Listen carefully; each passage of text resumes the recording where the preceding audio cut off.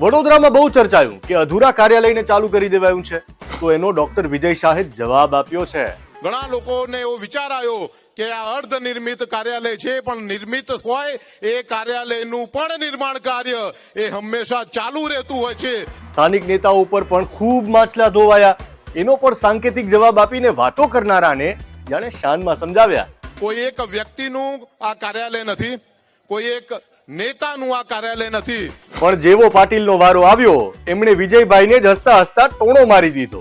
વિધાનસભાનું ઇલેક્શન થયું ત્યારે વિજયભાઈ બહુ પોસાતા હતા. એમણે કહ્યું અમે 5 સીટ જીતી જઈશું. જીતી ગયા. જીત્યા પછી એમણે કહ્યું કે અમે તો દરેક સીટ 75,000ની લીડથી જીત્યા. પણ એમને એમ લાગ્યું કે હું ખુશ થઈ જઈશ. મને તો આવી નાની જીત પોસાય જ નહીં. જીત તો ભવ્ય જ હોવી જોઈએ. તો પાટીલ પરિણામોથી નાખુશ છે એવું કહેવાય. શેર એન્ડ ડાઉનલોડ કરો દિવ્ય ભાસ્કર એપ.